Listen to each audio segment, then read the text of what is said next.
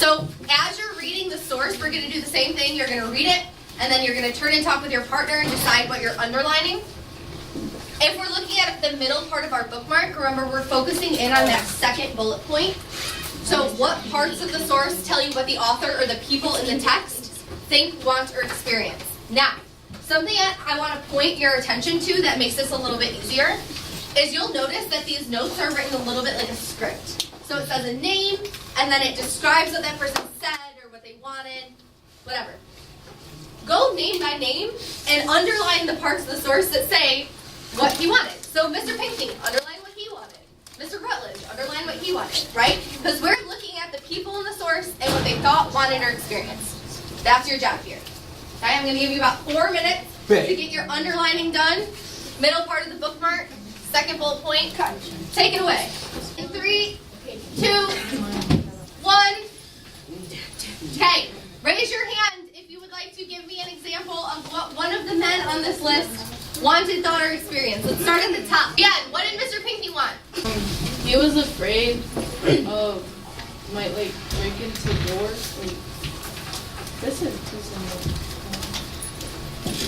No, he was afraid that it would turn into a monarchy. Okay. So he was afraid that giving the executive the powers of peace and war would turn it into a monarchy. Yeah. Awesome. What about Mr. Rutledge?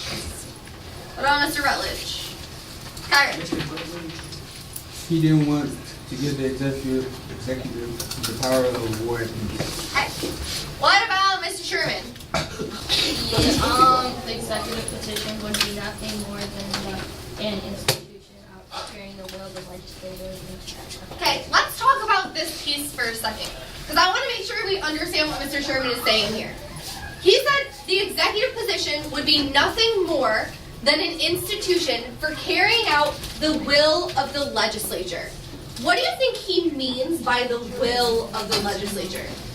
In other words, during bell work, what did we talk about that the power of the legislature is, or the will of the legislature? What does the legislative branch do? We talked about it during bell work, and I had a bunch of people repeat it. Gabriel. Makes laws. Makes laws. The will of the legislature is that power of the legislative branch making laws.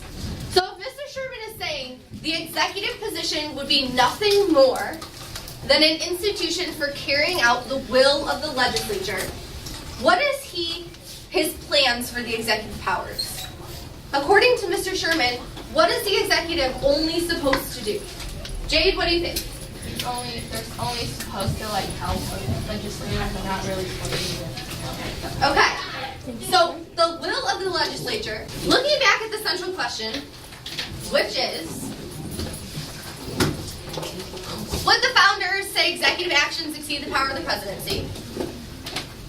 What do you think this excerpt helps you understand about that?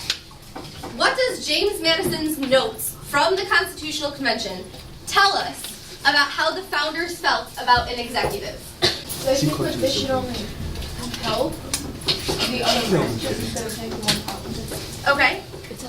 Do all of them feel that way? No, most of them do. Most of them do. But we have some disagreement, right? So, okay, so there's disagreement among thinking about reliability.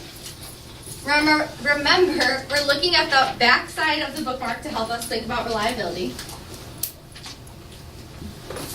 Okay. So, how trustworthy is the author or artist given the central question we're trying to answer?